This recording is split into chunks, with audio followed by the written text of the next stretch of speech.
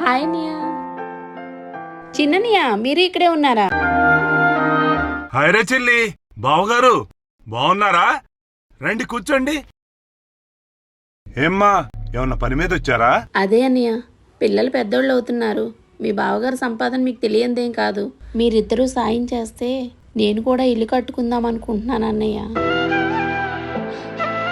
సరేరా, నీకు రావాల్సిన వాటా డబ్బులు వారంలో ఇచ్చి పంపిస్తానమ్మా. చిన్ననియ, ఏంటి నువ్వు మాట్లాడట్లేదు? నీకు డబ్బు కావాలా, తోడపుట్టినోళ్ళు కావాలా అంటే నువ్వేం కోరుకుంటావు? నేను తోడబుట్టినోళ్ళనే కోరుకుంటాను అన్నయ్య. నేనైతే డబ్బే కోరుకుంటాను. ఎందుకంటే డబ్బు చాలా విలువైంది. అయినా నాన్న నీకు ఇవ్వాల్సింది ఎప్పుడో ఇచ్చి పంపించేశాడు. ఇప్పుడొచ్చి అన్నల సొమ్ము మీద ఆశపడటం నాకు నచ్చలేదు.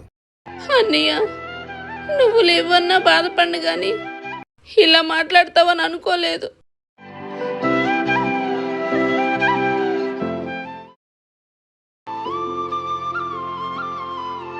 రే, ఆడపిల్ల నేర్పిస్తే మంచిది కాదురా. నీకే కాదు, మన కుటుంబానికి కూడా మంచిది కాదు. అన్నయ్య, నువ్వు పెద్ద దానకర్ణుడివైతే నువ్విచ్చుకో, మధ్యలో నన్నెమ్మని చెప్పకు. తమ్ముడు, అది కాదురా.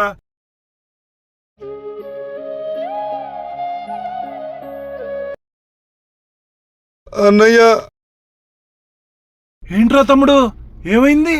వ్యాపారంలో పూర్తిగా నష్టపోయా. అప్పులోళ్ళు నన్ను పీక్కు తింటున్నారు. ఏం చెయ్యాలో తెలియక నీ దగ్గరకు వచ్చానన్నయ్య. అసలు నేను ఎవరికి అన్యాయం చేశానన్నయ్య? నాకిలా జరిగింది. తమ్ముడు, ఇక్కడే ఉండి, ఇప్పుడే వస్తా.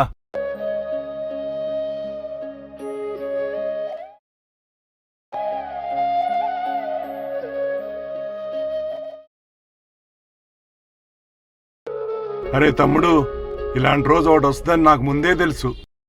ఆడపిల్ల ఏడుపు మంచిది కాదని నీకు ఆ రోజే చెప్పా. అయినా మన చెల్లెలు మన్నగాక ఎవరిని అడుగుద్దురా? ఈ డబ్బులతో నీ అప్పులు తీర్చుకో. ఈ డబ్బులతో వ్యాపారం మొదలుపెట్టు. ఈ డబ్బులు ఎవరిచ్చారో తెలుసా? మన చెల్లిచ్చింది. నీ కష్టం తెలుసుకుని తానిస్తే నువ్వు తీసుకోవని నాకిచ్చి నీకిమ్మని చెప్పింది.